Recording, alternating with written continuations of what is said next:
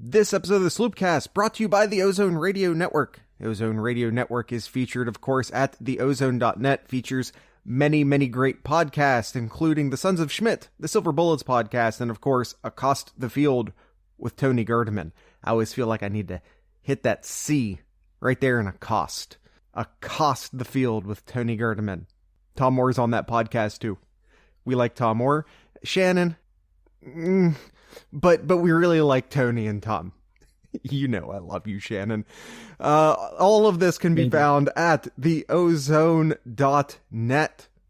This episode of the Sloopcast also brought to you by no second advertiser, but if you are interested in advertising in the podcast, your ad could go right here.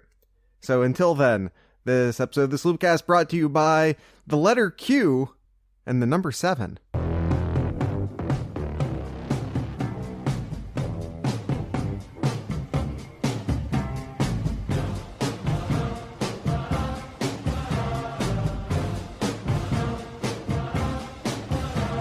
We've got barbecue back here. You're all invited. Welcome to the Sloopcast. I really felt like Shatnering that one up. That was very interesting, Jared. We can't keep doing that. We cannot keep doing that. We can get away with the long pauses as long as the intro music's still playing underneath us. After that, death. No, I'm putting an end to the Shatner. You know what else is death? College football. Or spring. I should revert that. Spring. Spring camp is officially over now. Yeah, but not death. Death. That's awfully dramatic. Just hibernation. A little bit of hibernation. We're to the point now where it's nothing. It's nothing until August now. We've got 3.5 months before we see these players back on the field for practice. No. There will still be plenty to talk about. Please don't leave us. Please listen every week. Of course. Please listen every single week. Don't give up on this. It's all good. You just keep giving us those downloads, you guys.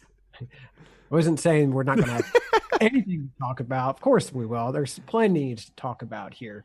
But as far as seeing the players on the field, this is that part of the year where it's 3.5 months. Well, I just told you to stop it with the Shatner pauses. That wasn't on purpose that time. That was just us being bad at podcasting. Let's we have a lot. We have a lot to do. We have some recruiting updates, some very important recruiting updates. We're going to talk some spring football. We have Ask Sloopcast questions. Remember, you can send us a question. We will answer it on the podcast anytime you'd like. Just make sure you use the hashtag AskSloopcast. Like with the Accost the Field thing. I'm gonna hit that K. Ask Sloopcast. Because otherwise, if I don't really hit that K, whole different meeting. We have the spring game. We have recruiting updates. We have quarterback battle. I mean, here it is. Maybe the last time. We don't know what the roster is going to look like in the fall. We'll talk about all of that. But let's do some recruiting updates first.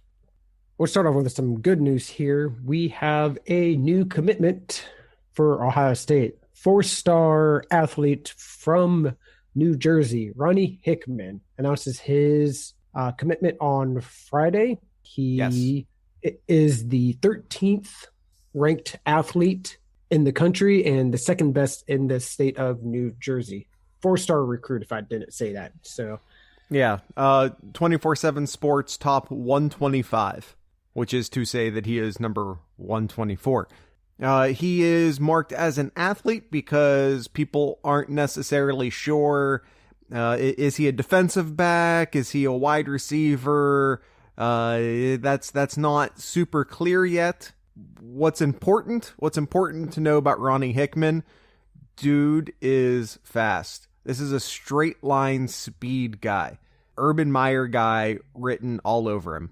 Like I said, maybe he's on the defense, maybe he's on the offense, but wherever he is, he's fast.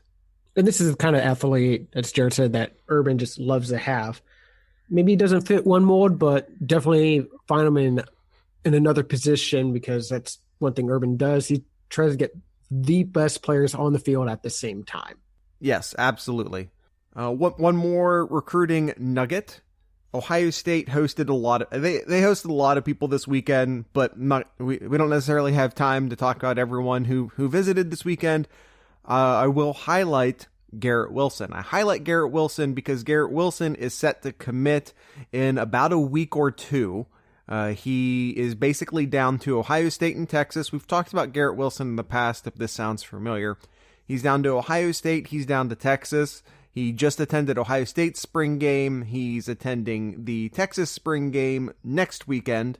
And then he says he will make a announcement shortly after that. I said shortly. That's me saying shortly. But he's going to make a commitment sometime after next weekend, or I guess this weekend, depending upon when I'm recording this versus when you're listening to it. And again, he's a 4-star commit, or a 4-star recruit, excuse me, from the state of Texas.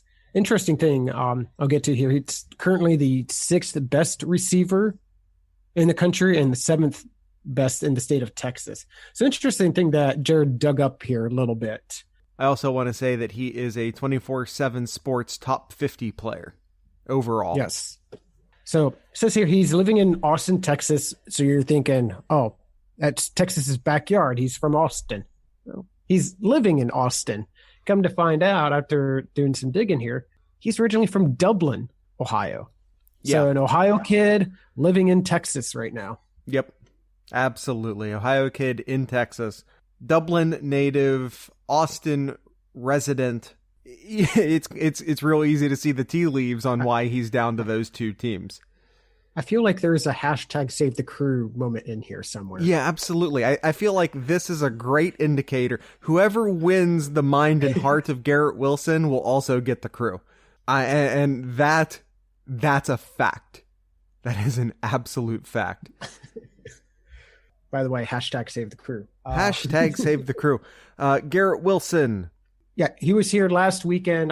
You definitely saw him in a lot of photos, a lot of things he posted on his Twitter account, but one more so than he got to see one of the greats at Ohio State this weekend.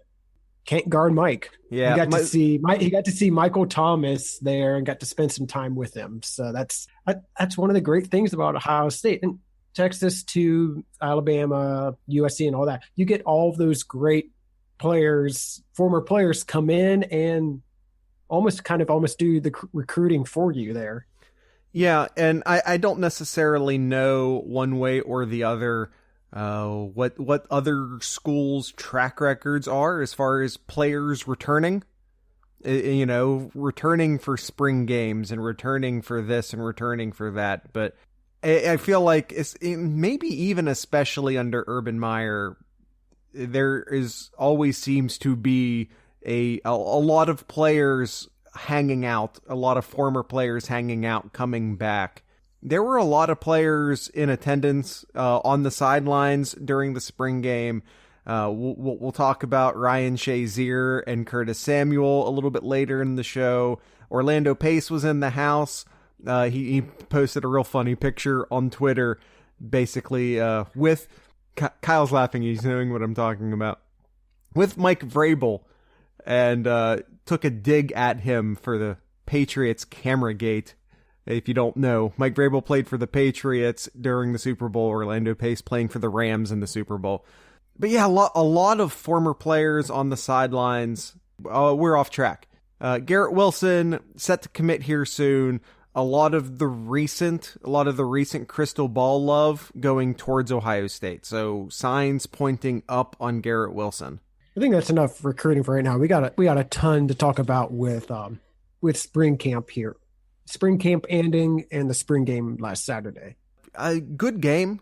They did the two-hand touch thing at the beginning. Again, If memory serves, Kyle, and you might need to help me out on this one, they only did the two-hand touch in the very first quarter last year. I believe so, yes. It sort of drug into the second quarter. Although, to be fair, I feel like the clock all game was merely a suggestion. Mm-hmm. And I think I think a lot of it too, why they did the two-hand touch a little bit longer, was because the offense didn't get going right away. The offense was very slow at the beginning, but then once it got going, I guess Urban wanted to see how well it did, so that's why it extended out a little bit further. Score didn't matter, even though the great team won. It doesn't matter. It all came down to how did the players look and who really stepped up. And there's really a few people I want to kind of point out, just looking at the game and just kind of looking at the stats here. Obviously, the big highlight is DeMario McCall offensively. Yeah, he had a $165 receiving, pair of touchdowns thrown to him. Definitely the highlight for the offense, especially when they got going. It was the DeMario McCall show. He showed why Urban recruited him heavily, and it's going to be so hard to not get him on the field. Yeah, and it's hard because you have so many H-backs on the team who are really good, Paris Campbell and KJ Hill, and you have so many running backs. Antonio Williams was looking really good yesterday. I mostly feel bad for Antonio Williams. That's kind of where I am with Antonio Williams. I think I said it on Twitter during the game. I think Antonio Williams would start for 2/3 of the teams in the Big Ten, but he's stuck behind Mike Weber in jump cuts. So what are you going to do? I mean, J.K. Dobbins isn't going to be giving up many carries. Mike Weber's not going to be giving up many carries. And on top of that, Master Teague, true freshman Master Teague, looked good. I enjoy his running style, very downhill, one cut and go style runner, quick to the hole, good vision, not afraid to lower his shoulder. I enjoyed Master Teague a lot. Won't be surprised to see his black stripe removed before too long. Yeah. Oh, and yeah, just quick side note. The first freshman to lose his black stripe, and in the spring, which is rare, Tommy Toji, which I called. You did, yes. I called that. Anyway, back to the spring game. DeMario McCall looking really good. Master Teague looked really good. Are we going to dance around the quarterbacks? Or are we gonna? You want to talk about everything but the quarterbacks, and then just the quarterbacks is its own thing. Quarterbacks is its own thing here. Yeah, I think all those that you mentioned is play pretty well. Urban's came out and said Luke Farrell has had a great spring. Yeah, he had a catch in this game here. Paris Campbell had a few catches here. Back to Master Teague for a second as I stare at the stat sheet. Master Teague had a 5.2 average, which is really good considering they were playing two-hand touch at the beginning of the game. Well, if I go that, I'll go with Mike Weber had a 63-yard average. Well, I mean, yeah, but we already know what Mike Weber's capable of. Mike Weber is getting faster. How Antonio Williams 9.4 average. I don't think Antonio Williams got any carries until after they're doing two-hand touch. Master Teague, Tate Martell, DeMario McCall. These guys had better games than the stat sheet shows, because before they started tackling, and of course they never tackled Tate Martell, refs were very, very quick to the whistle. Very quick to the whistle. All three of those guys' stat sheet would be even more impressive if the refs had just been a little less or a little more lenient with that whistle. Defensively, I think one person who really stood out, and we saw it, it's not going to see on the stats here, but we've read it, we've heard it from different coaches talking about, and the guy that we've talked about last year, Chase Young. Chase Young had a really good game. They said that if they weren't doing two-hand touch, he'd probably have about maybe 6 sacks. Oh, I think that's a bit of an exaggeration. Okay, even if we cut that in half, 3 sacks. That's still that It's showed how yeah. dominant he really is, and how exciting it's really going to be to watch this defensive line Yeah, this and year. let's talk for a second about the roster split. We basically had ones on ones, two versus twos. The gray team, at the beginning anyway, there was a lot of jersey swapping going on. But at the beginning, you basically had the first team offense on the gray squad and the first team defense on the scarlet squad. And of course, the second team on the opposite sides. Chase Young. So, I mean, we can talk about Chase Young, but hey, he got all these sacks. Yeah, he got all these sacks against our first team offensive line. The tackle position is in more flux than I think we thought, if that sentence makes sense. I think for a while there, we were like, well, Isaiah Prince is going to be at left tackle, and then the right tackle, we didn't necessarily know who that was going to be going into camp. I think by the time we got to the spring game, we were feeling pretty good it was Thayer Munford. But then we got a piece of news. We got a little insight into how that's not as clear cut as we thought it was during the spring game. During the spring game, we actually saw that those two were swapped, and then swapped, and then swapped. Who's the left? So our two starting tackles are in fact Isaiah Prince and Thayer Munford. That seems pretty set in stone at this point, but we don't know who is where. Right tackle, left tackle, and that has me concerned. That's not good news for me. If Isaiah Prince is going to learn the left tackle position, then he needs to learn the left tackle position. Or if for whatever reason, why, who, whatever, if Isaiah Prince needs to stay at right tackle, then just let him stay at right tackle. That flux has me very concerned. Having the tackles not set, having the tackles swapping back and forth, left and right to left, I'm telling you right now, has me way more concerned than the quarterback situation. Way more concerned than the quarterback situation, because I don't care which one of those three quarterbacks is back there. If your tackles aren't playing well, then it does not matter. It just does not matter. Yep, doesn't matter how good players you have on the perimeter if you can't block and give your quarterback time. So we've danced around it, but I think we need to talk about it now, Jared. The roster QB breakdown. I'm not ready to go quarterbacks yet. I know you want, right. But the roster breakdown, and that we teased this last week. I think because once again, starting offense was on the gray team, starting defense was on the scarlet team. This is as good an insight as we're going to get into who is starting where.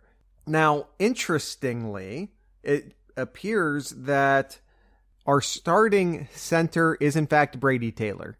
I think Urban actually even said so much in the post-game press conference. I think he didn't say that he is the starter, but I do believe he did say that he is leading. I do believe, I forget the exact phrase that Urban Meyer used, but that going out of the spring, he is currently the starter. Does not sound set in stone, but it does sound like that is the case, at least for now. He, of course, was the center for the gray team, who was the first team offense.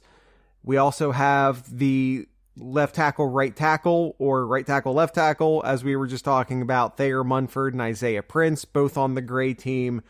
But then we had to stop and consider, okay, what's the guard situation? Because we don't necessarily know what the guard situation is at Ohio State right now.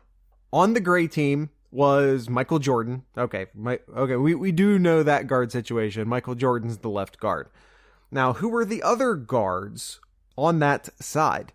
Matthew Jones was on the gray team. He's probably more of a center than a guard at this point. Malcolm Pridgeon, interestingly, on the gray team, as was Demetrius Knox, Brandon Bowen.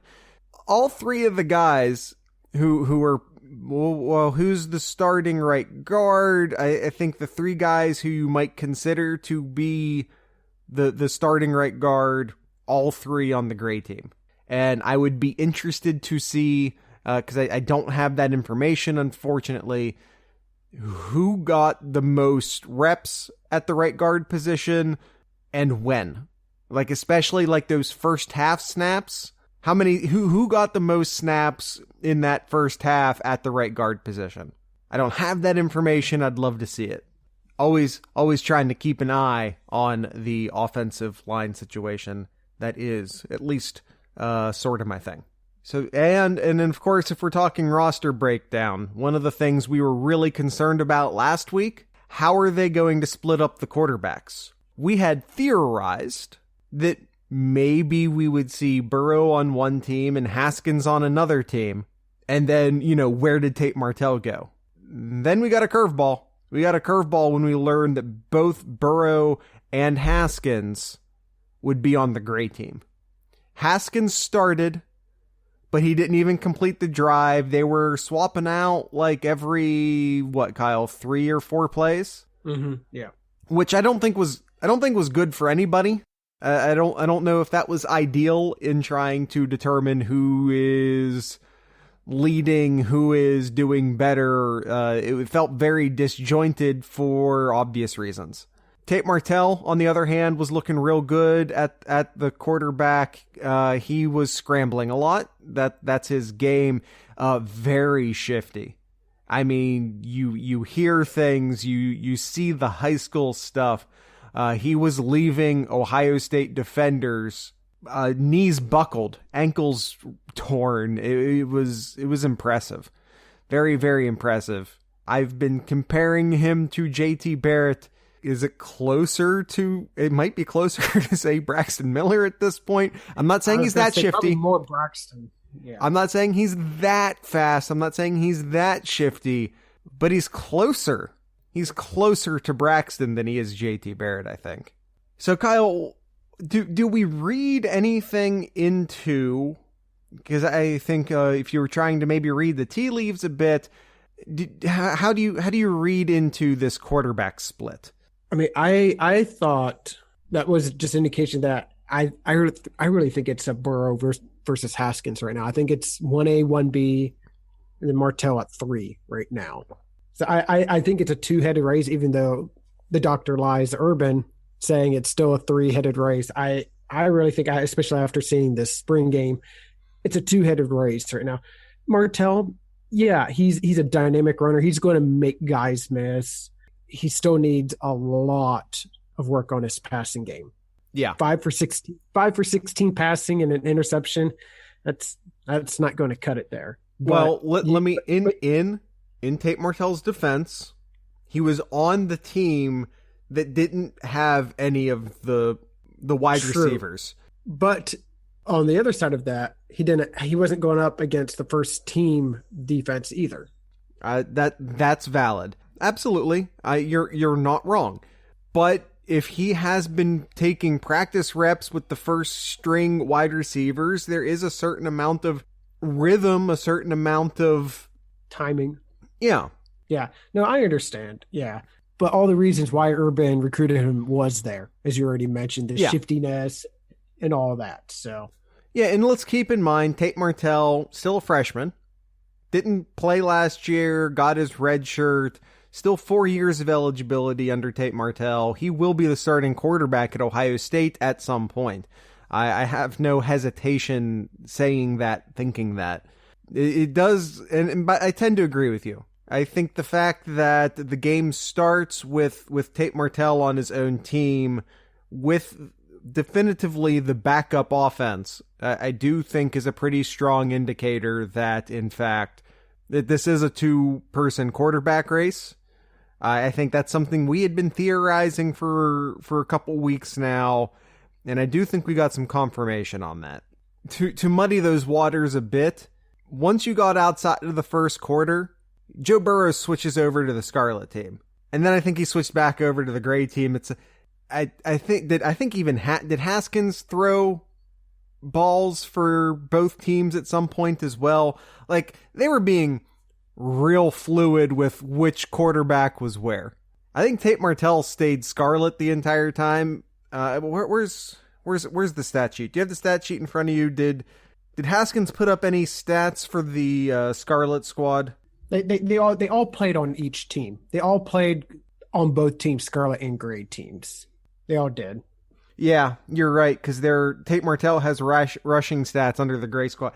So, like, we can try to say, we can say Tate Martell was on his own team with the backups. That probably means that blah, blah, blah, blah, blah.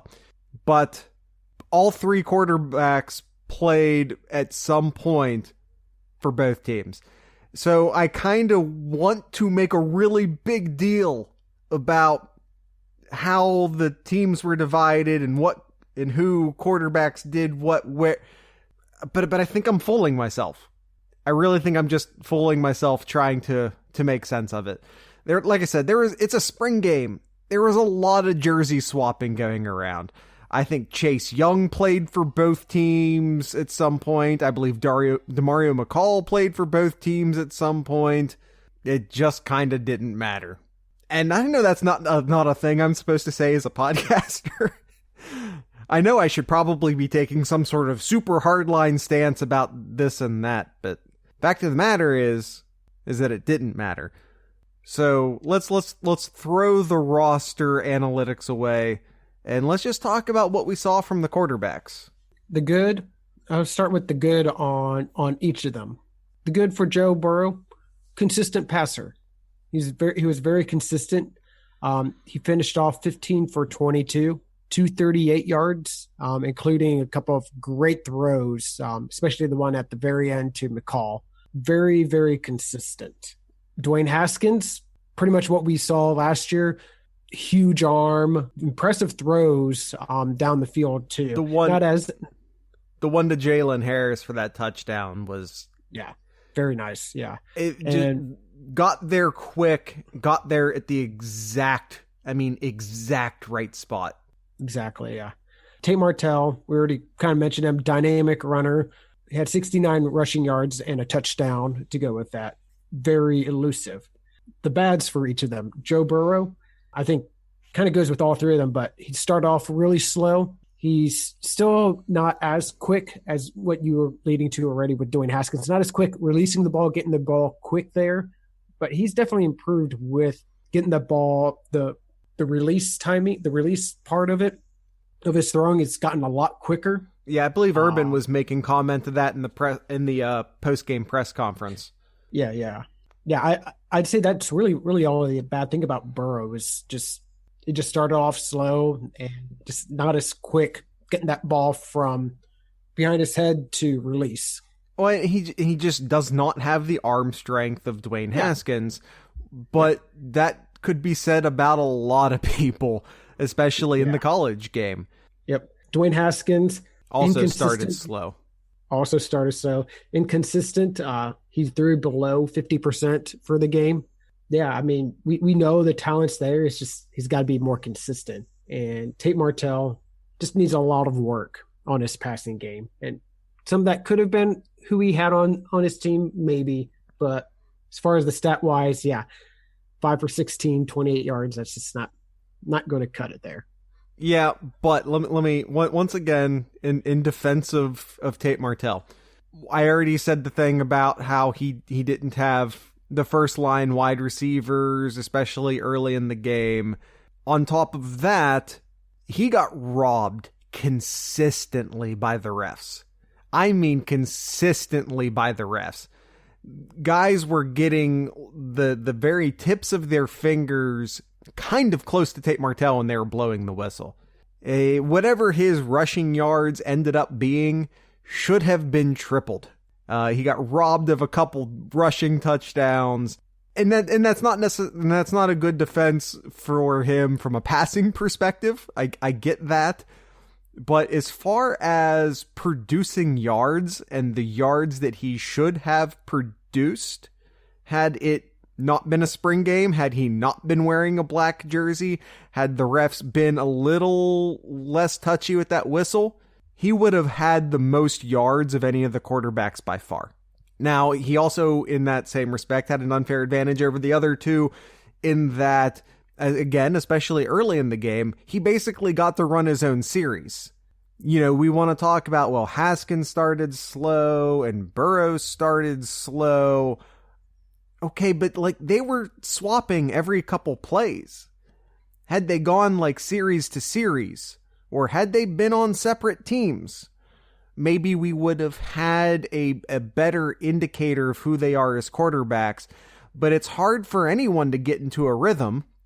And I would say especially Joe Burrow, who is, I would say, more of a timing rhythm thrower, to get into that timing, to get into that rhythm. It's not ideal for either one of them. I'm going to ask the question to you, Jared.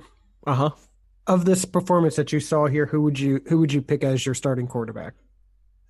No, I'm not going to answer that question.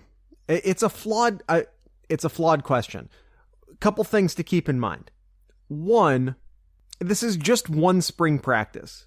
And I know we want to take this spring practice and blow it up into something because it's the only one that we as fans get to see. Even the media members, they see very limited, very short amount of practice during the course of the spring. This is the best look that we in the public get at this team all spring, period. So we want to take this practice, and it's just a practice. It's a scrimmage, but it's a practice. And as Allen Iverson once said, we're talking about practice.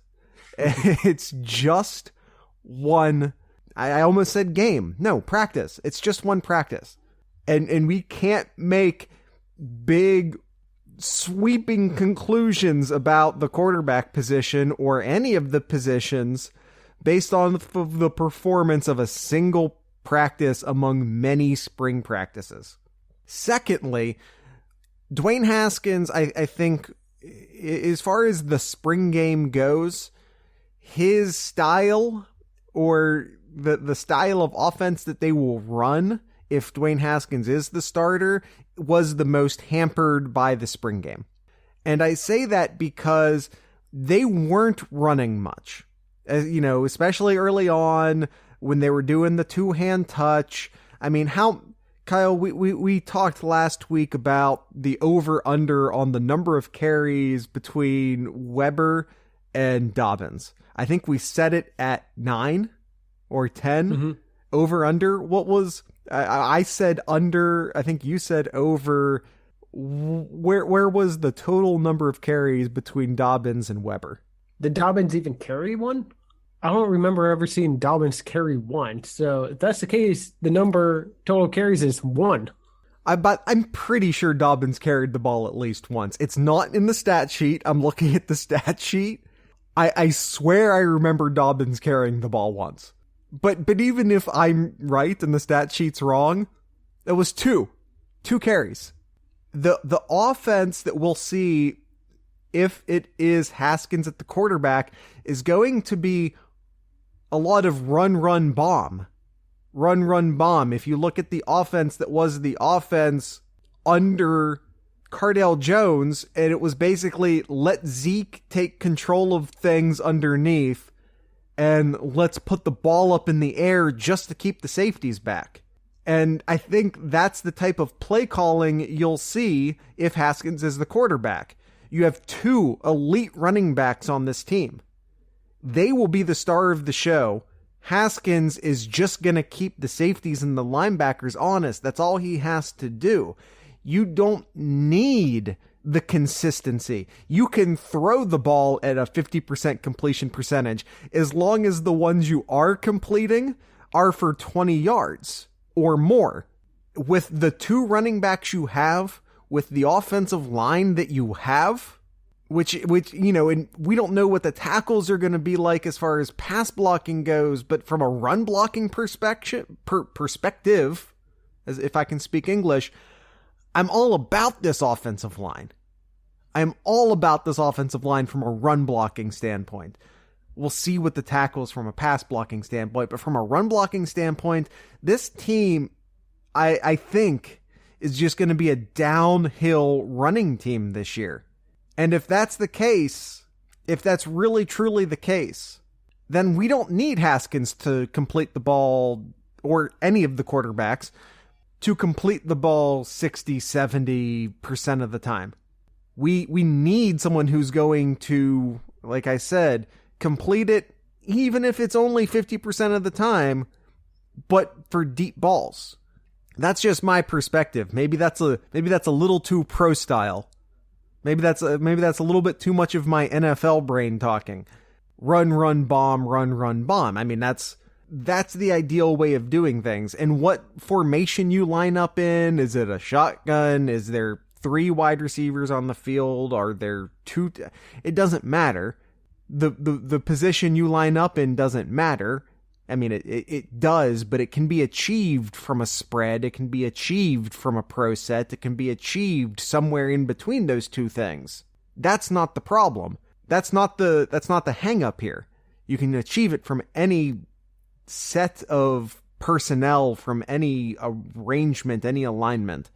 But the play calling this year, if I had it my way, it's a lot of run, bomb. No, I agree. I definitely think I like to see a lot more running, especially when you have these probably arguably one of the best running back duos in the country this year. But I don't want to get to a point where we almost see like where it's Bowman-esque, where you try to force it when it's not there, run down the middle, and then punt. But that's why you have Kevin Wilson, Urban Meyer, Ryan Day. You can be creative with the running game. It doesn't have to be run Dave. And for that matter, you can be creative with the passing game to complement said running game. Because with Bowman, it was basically run Dave, run a waggle. Dave, waggle, Dave, waggle, punt, Dave, waggle, punt. And if you don't know what those plays are, I'm sorry, but I'm not going to take the time to explain it. But think boring running play, super safe boot play for the pass. The waggle, I am going to explain it to you. The waggle is like 8th grade style play action, roll to one of the sidelines, and then you have a short option to the tight end, and then 2 separate levels, everyone just running to the sidelines. It is the most 8th grade passing game you could possibly think of, and Jim Bowman just cuddled with that play. That he married that play.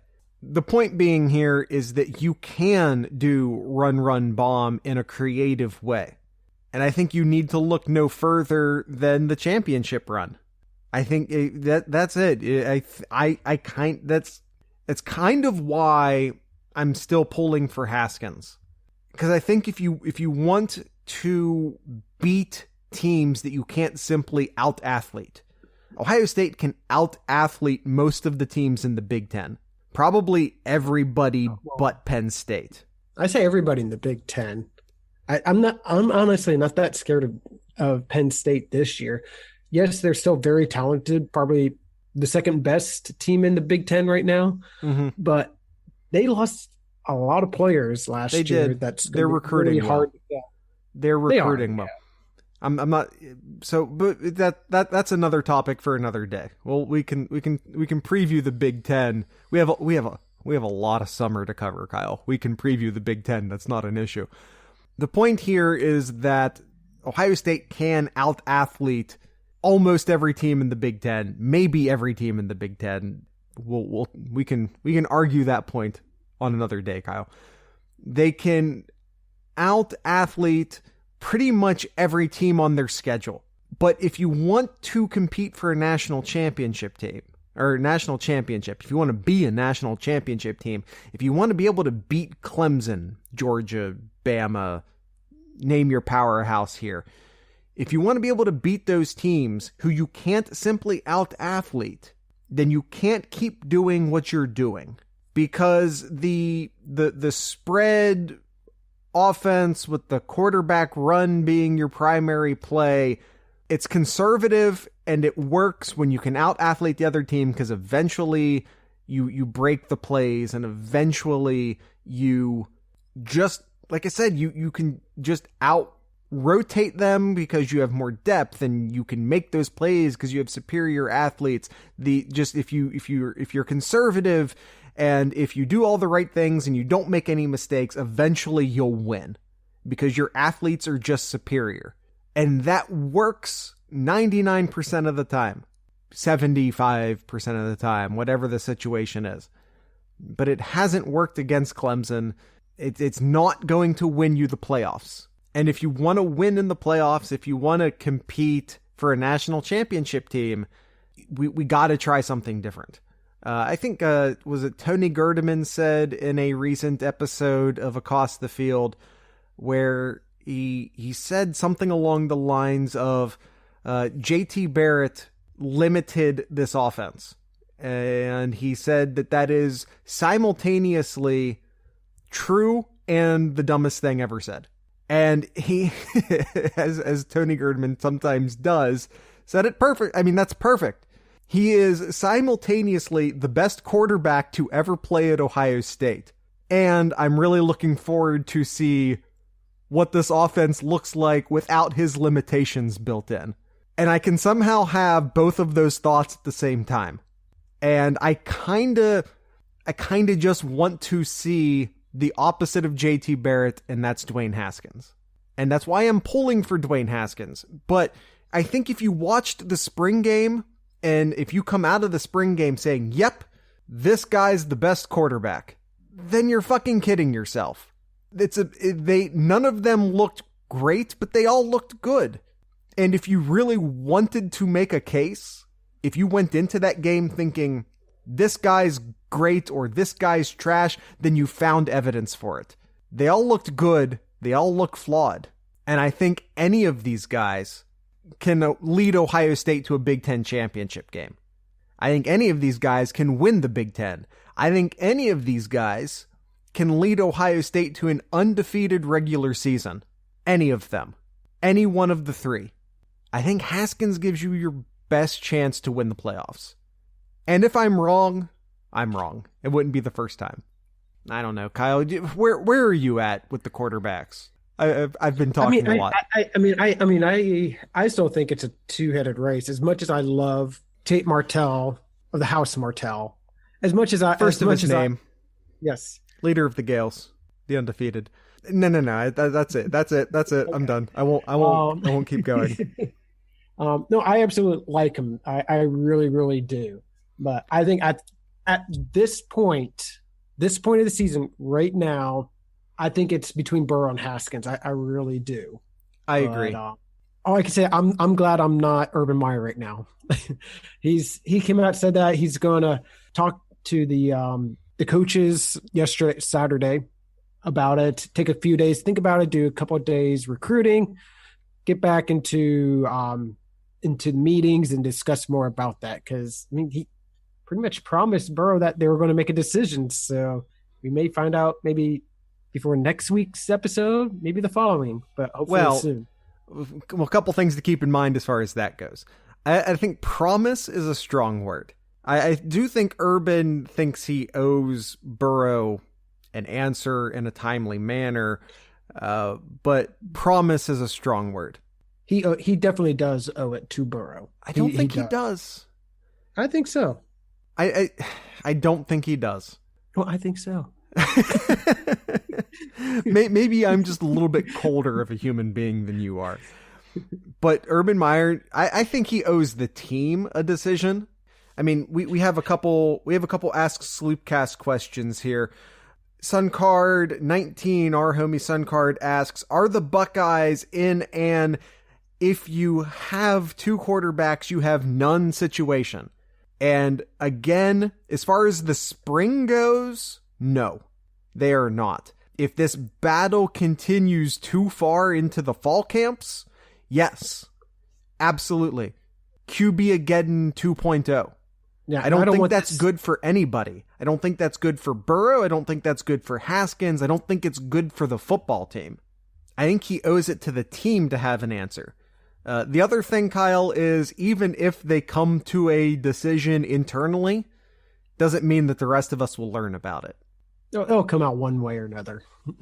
Well, if Burrow just up and transfers, then that might be a pretty strong indication. Or for that matter, if Haskins up and transfers. But I mean, I don't expect that. We saw it with Cardell and JT. We were sitting here like, oh, it's going to be good. We got two great quarterbacks coming back, and we saw how that turned out that year when they kept flip-flopping quarterbacks and then suspensions and then going back to another quarterback. It was a big old disaster. But luckily, Ohio State was just talented that they were able to kind of cover that up a little bit. If you want to compete past the Big Ten Conference, you've got to settle with a quarterback, because that's where Ohio State's at right now. You have TCU in September as well, and I don't. TCU's a very good football team. I think Ohio State can and should win, but it's not. I don't want to go into that game with the quarterback a question mark. I don't know if you overcome that against TCU. You need to have your stuff together before the TCU game. Absolutely. One good thing going into that game is it is in Columbus. No, it's in Arlington. Neutral site. TCU. You're right. They changed that. It was supposed to be a home and home, and then they switched it up to be a neutral site season kickoff style game. I'm looking at an order schedule here. Yeah, you're right. Yep. All right. Another question in regards to the quarterbacks from Chedios, which rhymes with SpaghettiOs. Chedios17 on Twitter. CHETTIOS17 on Twitter. He says, at this point, I've come around and I'm back on the Burrow bus. I appreciate your use of alliteration, Chedios. Why does everyone forget that Burrow only lost the backup role due to injury? Has everyone forgotten how he looked in 2016? Am I wrong to think he or Martell should be the starter over Haskins? Let me answer your last question first. No, you aren't wrong to think that. That's not to say I agree with you, because I just talked for like 10 minutes about how I want Haskins to be the starting quarterback. But I'm not going to tell you you're wrong. If you're really, truly on that Burrow bus, and if you think he should be the starter, your opinion is every bit as valid as mine, which is to say that it's not. It's very good. It's a very good point too. Burrow only lost it because of his injury. He was that backup quarterback until his injury last year. It was an open battle. It was an open battle for QB2. And then he hurt his hand, and then Haskins just became the backup because of practice time. He just had practice time that Burrow didn't because of the injury. And that's unfair, but that's football. That's the reality of the situation. One guy got a lot more practice time than the other guy because of an injury that gave him an advantage that couldn't be overcome because they are so close. But no, I think we've talked about that many times, Chedios. I mean, I can't speak for any other podcast you might be listening to or any other media sources you might be reading, but we have talked about it pretty frequently that Haskins was the backup last year, not due to the open competition, but rather to the injury. I think that's a point we have made several times. So we're on the same wavelength there, Chedios. What else did he ask? Has everyone forgotten how he looked in 2016? I guess I have. During the spring game? No, not during the spring game, but for during the season, whenever Ohio State was up big and both quarterbacks were done playing and Burrow came in, yeah, he looked really good. He looked really good 2 years ago.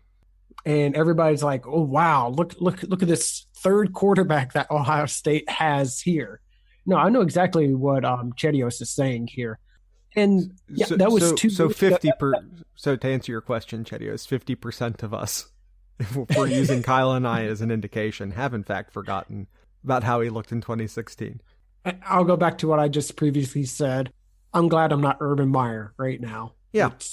It's tough decision. Do you want a quarterback who's truly a distributor, can throw the ball deep, or do you want somebody who's a dynamic runner within Martell, or do you want someone who's kind of in that in between where you got someone who can make guys miss, but as well as being able to throw the ball accurately and down the field with Burrow? Yeah, which one do you want? Which one do you want for your offense? Yeah, it's not an easy decision. And the thought I keep coming back to is that if one of these guys weren't on the team, if one of these guys hadn't chosen Ohio State, if one of these guys had transferred, been injured, whatever, if one of these guys was not on the team, we would be incredibly excited that the other guy was about to be the quarterback at Ohio State. If Burrow wasn't on this team, we'd all be incredibly thrilled that Haskins was about to lead Ohio State. And the same in reverse. If Haskins wasn't on this team, we'd all be incredibly excited that Joe Burrow was about to lead this team. I don't think Ohio State can be wrong here. I know what Kyle's saying. Oh, I don't want to be Urban right now. And I get that. But also, isn't it great to be Urban right now? I mean, on the flip side of that, I don't think he can be wrong here. And the question is, can he figure out a way to keep all three of them on the roster? And can he do that starting the guy he wants to start? Can he do both of those things? Can he start the person he wants to start, and can he keep all three of them on the roster? It sounds impossible, but it's Urban Meyer. He's he is kind of good at these things. In case you hadn't heard, Urban Meyer, good football coach. Yeah.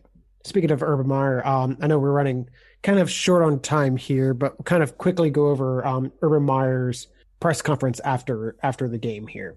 So quick sessions here, one or two comments, Jared. I think we covered most of this already. Yeah, correct. Yeah, I'm just kind of going through here.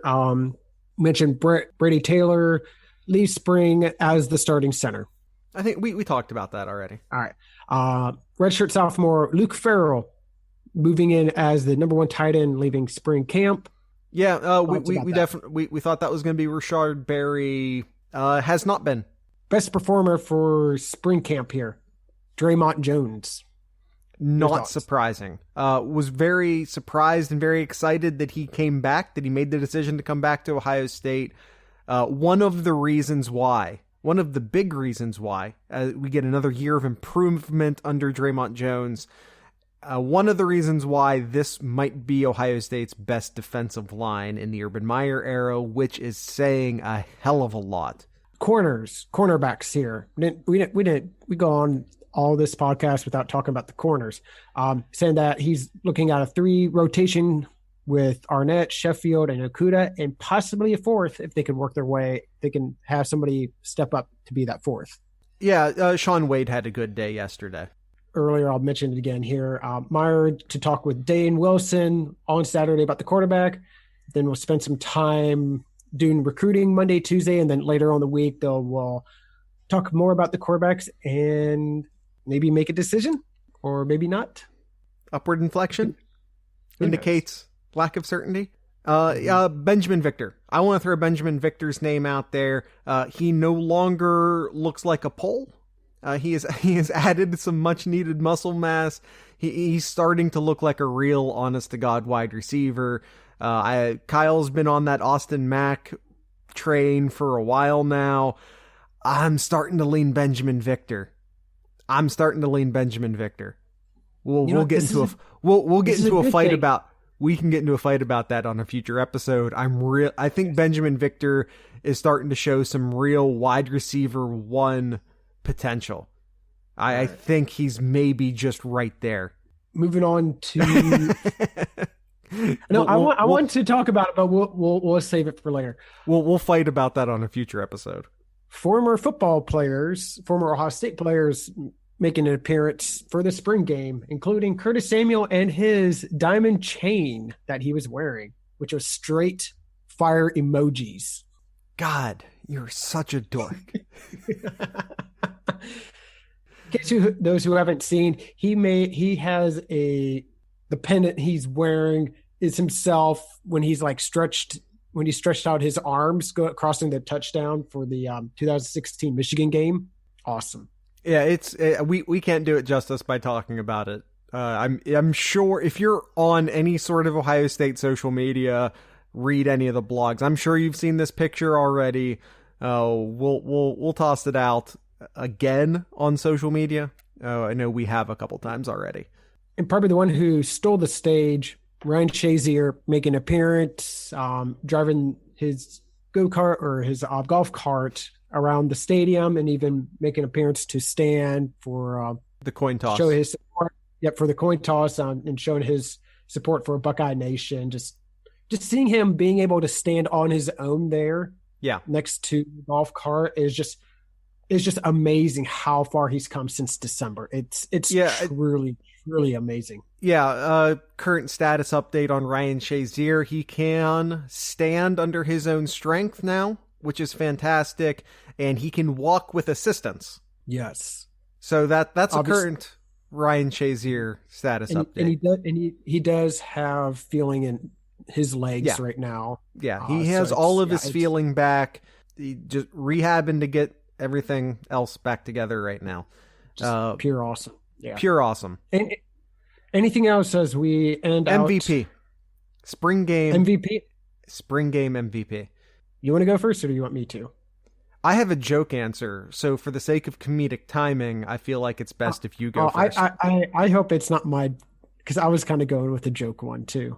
Okay. I'll go first with a serious one. Okay. I'll go DeMario McCall. I'm going to go DeMario McCall spring game MVP. Now you do your joke answer. Big Bob Landers. Yeah, that was also my joke answer.